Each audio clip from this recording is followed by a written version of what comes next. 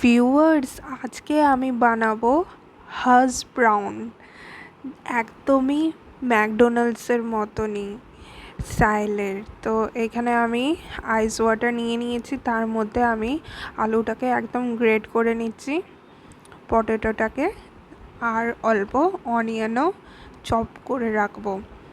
তো তোমাদেরকে দেখাচ্ছি, একদম হয়ে যাক তারপরে। আর এই ঠান্ডা জলেই আমি 10 থেকে 15 মিনিটস রাখবো, তারপরে নর্মাল টেম্পারেচারে জলে আবার ধুয়ে নিতে হবে। স্টার্চগুলো ভালো করে আমি ক্লিন করে নেবো তারপরে। আর কি কি মশলা নিয়েছি, স্পাইসেস নিয়েছি বলে দিই। এখানে ভিনিগার নিয়েছি, রেড চিলি পাউডার নিয়েছি, তারপরে কার্ডামাম পাউডার, তারপরে হচ্ছে কিউমিন পাউডার, আর একটুখানি ব্ল্যাক পেপার, আর কর্নফ্লাওয়ার নিয়েছি, তারপরে মানে কর্নস্টার্চ, তারপরে একটুখানি ময়দাও নিয়েছি, ফ্লাওয়ার। তারপরে ভালো করে সব কটাকে মিক্স করে নিচ্ছি, আর একটুখানি সল্টও মিক্স করে নিচ্ছি টেস্ট অনুযায়ী। আর এখানে আমি ডিমও নিয়েছি, তারপরে একটুখানি অয়েলও ভালো করে মিক্স করে নিলাম। আর এই যে শেপটা তার মধ্যেও আমি দিয়ে নিলাম। এই যে কুকির যে শেপগুলো, এগুলো আমি কিনে নিয়েছি একটা সেট পুরো।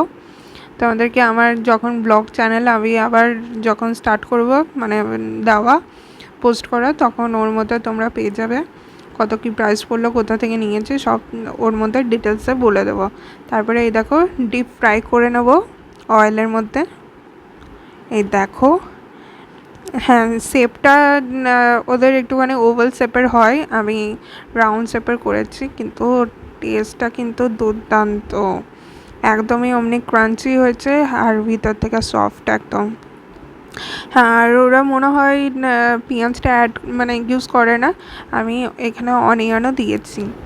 আর কিছু যদি বলতে ভুলে থাকি তাহলে আমি ডেসক্রিপশনে কিন্তু সব কিছুই দিয়ে দিই ডিটেলসে, কি কি লাগে সব। কি বলবো, দারুণ। আমি করতে পারবো না এখন, পারি না। খুব সুন্দর হয়েছে, যেমনি মচমচে তেমনি স্বাদ। একটু টাইম লেগেছে ওঠে, দারুণ হয়েছে। করে খেতে পারবে তো, এটা ঠিক। তোর মা যা বলতো তাই তুই পারবি। খুব সুন্দর, তো দাদু থাকলে আর খেতে রে।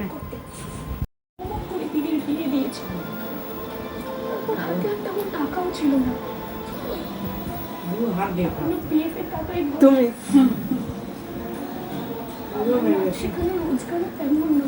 পাবি দেখতে আমাকে,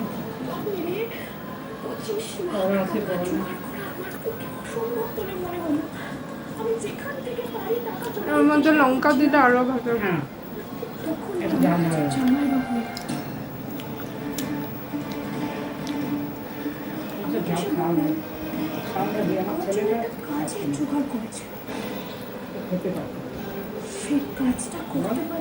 আর গাইস সাবস্ক্রাইব করো।